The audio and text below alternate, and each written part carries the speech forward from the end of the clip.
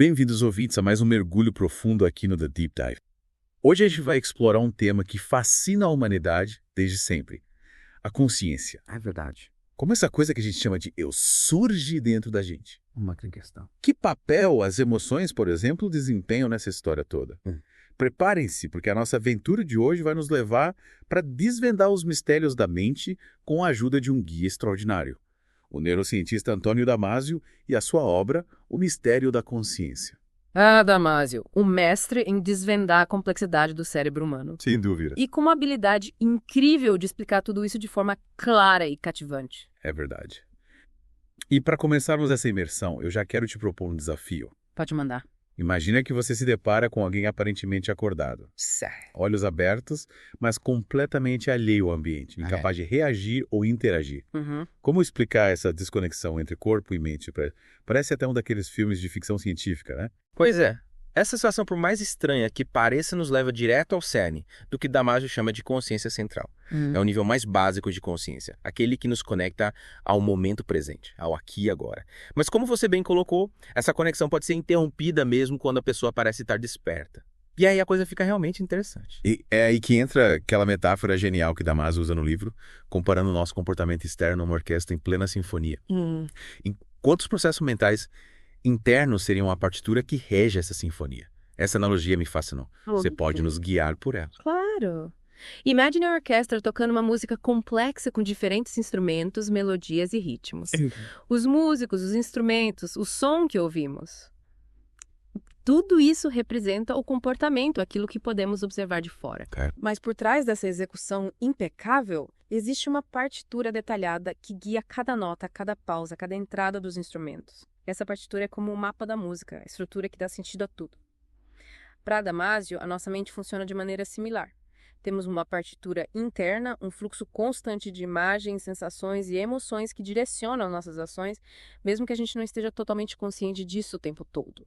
É como se a gente tivesse um maestro interno guiando nossas ações nos bastidores da mente. Isso. E por falar em emoções, Damasio no livro nos apresenta um caso muito intrigante.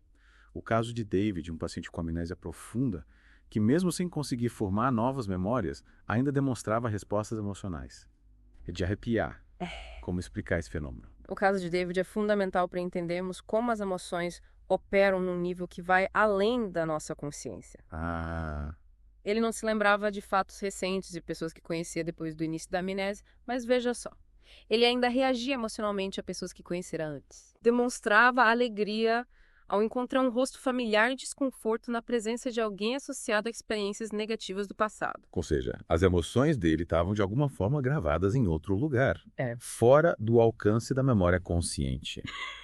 Impressionante. Mas como isso se conecta com a construção do nosso eu, do nosso senso de identidade? Excelente pergunta. E é aqui que Damasio nos apresenta o conceito de proto-self, que podemos traduzir como um pré-eu, a base sobre a qual o nosso senso de eu se constrói. É um estado primordial, não consciente, que representa o estado interno do corpo no cérebro. Certo. É como um mapa interno em constante atualização que reflete as mudanças no nosso organismo. Então esse proto-self seria como a fundação de uma casa, a estrutura básica sobre a qual tudo mais vai ser construído. Exatamente. E a partir dessa base, como surge a consciência de si mesmo, o eu que a gente reconhece no espelho. É como se a consciência central, ao acender as luzes nesse mapa interno, revelasse a presença de um eu no centro de tudo. E essa consciência inicialmente básica e focada no presente vai evoluindo para o que Damasio chama de consciência ampliada, que integra memórias do passado, projeções para o futuro e, claro, as emoções. A consciência ampliada seria, então, a chave para a construção da nossa história individual, daquela narrativa que nos torna únicos, certo? Mas pensando em termos mais biológicos, onde essa mágica da consciência acontece no cérebro. Boa pergunta. E o que acontece quando essa complexa maquinaria neural é danificada? Damasio destaca o papel crucial do tronco cerebral, uma estrutura primitiva na geração da consciência. Lesões nessa área podem levar ao coma, um estado de total inconsciência. Já danos em outras regiões, como o córtex cerebral, podem resultar em diferentes tipos de comprometimento da consciência, como a amnésia, em que a pessoa perde a capacidade de formar novas memórias. É como se a consciência fosse uma orquestra e cada área do cérebro representasse um instrumento essencial para a harmonia da melodia. E quando um desses instrumentos falha, a música inteira é afetada. Mas vamos trazer essa discussão para o nosso dia a dia. Quem nunca se sentiu sobrecarregado de informações a ponto de perder o contato com o próprio estado mental? É verdade. É como se a gente desligasse por um momento, né? Essa sensação de afogamento mental é mais comum do que imaginamos. É. E Damasio nos ajuda a compreendê-la ao falar sobre as limitações da consciência. A nossa capacidade de processar informações conscientemente é limitada. É como se a gente tivesse um holofote que ilumina apenas uma pequena parte do palco mental. Então, enquanto a gente se esforça para se concentrar naquela tarefa urgente, existe um mundo de processos mentais acontecendo nos bastidores, fora do alcance da nossa percepção. É fascinante. E um pouco assustador ao mesmo tempo, né? De fato. E é justamente essa dicotomia entre o que percebemos conscientemente, o que opera nas profundezas da mente, que torna o estudo da consciência tão instigante. E acredite, essa jornada está apenas começando. E por aqui a gente encerra a primeira parte do nosso mergulho no mistério da consciência. Mas não se preocupem, voltamos em breve para continuar desvendando os segredos da mente com a ajuda do mestre Damasio. Até a próxima. E cá estamos de volta para a segunda parte da nossa imersão no mistério da consciência, com o mestre Antônio Damasio como nosso guia. É verdade. E na primeira parte a gente mergulhou fundo no conceito de consciência central e naquela metáfora incrível da orquestra, que aliás me deixou pensando bastante. E bom, Mas agora me diz uma coisa, além do tronco cerebral, que outras áreas do cérebro são protagonistas nessa sinfonia da consciência? E como essa orquestra neural se transforma em emoções, sentimentos e finalmente nesse eu que nos define? ótima pergunta.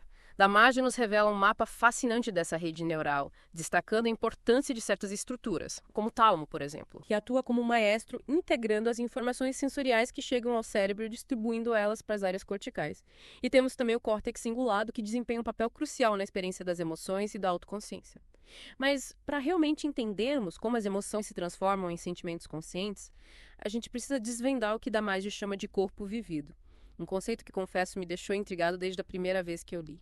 Corpo vivido. Nossa, esse Damasio é um poeta da neurociência. Explica pra gente essa ideia, por favor. O corpo vivido é a representação interna do nosso corpo no cérebro, um mapa dinâmico que reflete não apenas a estrutura física, mas também as sensações, as emoções e os estados viscerais. Imagine como se a gente tivesse um segundo corpo, um corpo interno, que espelha tudo o que acontece com o nosso corpo físico. Então, quando a gente sente aquele aperto no peito durante uma tristeza profunda ou a euforia que acelera o coração quando a gente está feliz, na verdade a gente está experimentando essa representação interna do corpo em resposta às emoções. É isso. Exatamente. Damasio propõe que as emoções são, em essência, reações fisiológicas a estímulos, sejam eles internos ou externos. Pense no medo, por exemplo. Ele dispara uma série de reações no corpo: taquicardia, sudorese e liberação de adrenalina.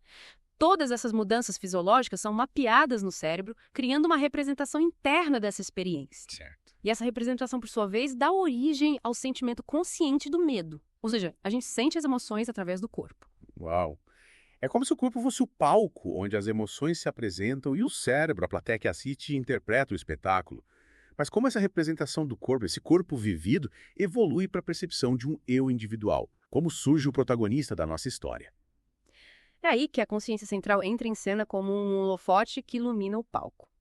Para Damasio, o self central, o nosso eu central, emerge a partir do proto-self, aquela representação básica do corpo no cérebro que a gente já discutiu. Quando a consciência central ilumina essa representação, surge a percepção de que o corpo e as experiências a ele associadas pertencem a um eu individual. Então é como se a consciência central fosse a diretora do filme da nossa vida, dando ação para o eu entrar em cena. Perfeito. E a partir dessa consciência central mais básica e imediata, se desenvolve a consciência ampliada, que vai além do aqui e agora. Ela integra memórias do passado, projeções para o futuro, linguagem, e nos permite construir uma narrativa autobiográfica. Um eu com história, identidade e propósito. É como se a consciência ampliada editasse o filme da nossa vida, adicionando flashbacks, cenas futuras e, claro, uma trilha sonora emocionante. Cavaleiro em História Individual, Damasio também explorou o papel da emoção no aprendizado e na memória, né? Sim. Me lembro que ele menciona o caso de pacientes com amnésia como o David, que mesmo sem conseguir formar novas memórias declarativas, ou seja, aquelas que a gente pode acessar conscientemente, ainda conseguiam aprender habilidades motoras complexas, como desenhar observando um modelo através de um espelho. É incrível como o cérebro encontra caminhos alternativos para aprender, mesmo diante de desafios tão grandes. Com certeza. E esse caso demonstra que a aprendizagem implícita, aquela que não depende da memória consciente, é profundamente influenciada pelas emoções. No caso do David, a ausência de consciência ampliada, aquela que organiza as memórias em uma narrativa, o impedia de lembrar conscientemente das sessões de treinamento. Mas a consciência central, ainda presente, permitia que ele aprendesse a habilidade a partir da experiência corporal e emocional do processo. Ele não se lembrava de ter aprendido, mas o corpo dele sim. Ou seja, mesmo sem a memória consciente, o corpo e as emoções guardavam a experiência, permitindo que a habilidade fosse aprendida. É como se a gente tivesse um segundo cérebro no corpo registrando tudo o que acontece. Exatamente. E essa ideia nos leva a outro ponto fascinante da pesquisa de Damasio. O estudo de pacientes com lesões em áreas cerebrais específicas, como a amígdala, que desempenham um papel central no processamento do medo. Damasio descobriu que esses pacientes, embora capazes de reconhecer rostos, tinham dificuldade em detectar expressões de medo em outras pessoas. Nossa, que situação complexa. Imagina só não conseguir identificar um sinal de perigo tão importante como a expressão de medo no rosto de alguém. Isso deve ter um impacto enorme na vida social e nas relações interpessoais, né? Sem dúvida. A amígdala, essa pequena estrutura em forma de amêndoa, é crucial para a nossa vida social e emocional. Sem ela, a gente perde a capacidade de detectar e interpretar sinais de perigo, o que nos torna mais vulneráveis em situações sociais complexas. É como se a gente estivesse navegando no mundo sem um radar para nos alertar sobre os perigos. E por outro lado, Damasio também estudou pacientes com lesões no córtex pré-frontal ventromedial, outra área importante para o processamento das emoções. E ao contrário dos pacientes com lesões na amígdala, esses pacientes mantinham a capacidade de reconhecer o medo, mas apresentavam dificuldades na tomada de decisões.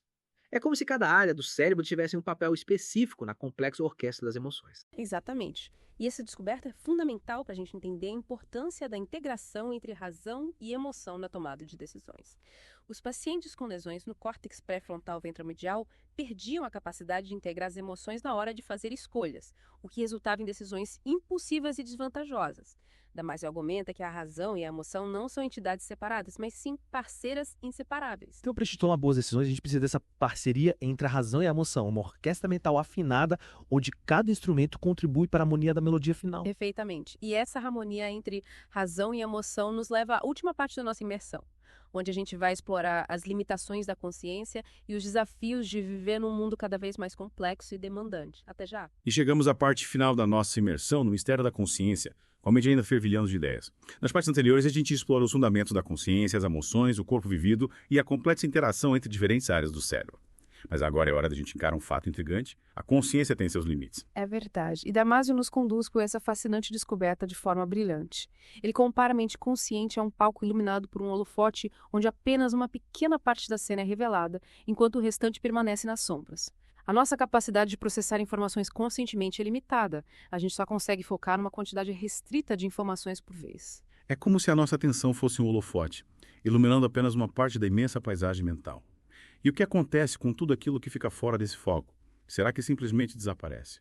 Ou existe algo mais acontecendo nos bastidores? De forma alguma. A mente inconsciente continua trabalhando incansavelmente nos bastidores, processando informações, regulando funções vitais e influenciando nossas emoções e comportamentos.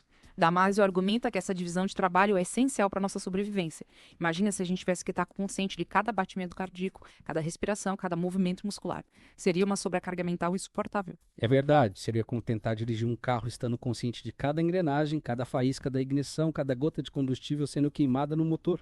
Simplesmente inviável. Mas me diz uma coisa, essa mente inconsciente que opera nas sombras é apenas um conjunto de automatismos básicos. Ou ela é capaz de algo mais? Damasio nos mostra que a mente inconsciente é muito mais complexa e poderosa do que a gente imagina. Ela não se limita a funções básicas e automáticas. É capaz de processar informações complexas, aprender e até mesmo tomar decisões, tudo isso sem a nossa percepção consciente. Ele cita estudos fascinantes que revelam como as nossas preferências, escolhas e comportamentos podem ser influenciados por fatores que a gente sequer percebe. É de abrir a mente. Nossa, é realmente incrível. Então, mesmo quando a gente pensa que está no controle, tomando decisões racionais e conscientes, a mente inconsciente está, de alguma forma, nos guiando, influenciando as nossas escolhas. É como se a gente tivesse um copiloto secreto operando em segundo plano. Exatamente. E essa influência pode ser tanto positiva quanto negativa. Por um lado, a mente inconsciente nos protege da sobrecarga mental, automatizando tarefas e liberando recursos para a gente pensar criativamente e resolver problemas complexos. É como ter um assistente pessoal super eficiente cuidando dos detalhes para a gente poder focar no que realmente importa. Por outro lado, ela também pode nos levar a tomar decisões impulsivas baseadas em vieses e preconceitos que a gente sequer reconhece. É como se esse copiloto às vezes tomasse o controle do avião sem a gente perceber. É um lembrete poderoso de que a nossa mente é muito mais complexa e misteriosa do que a gente imagina. E que nem sempre a gente está no controle total das nossas ações e decisões. Mas diante dessa descoberta, o que a gente pode fazer?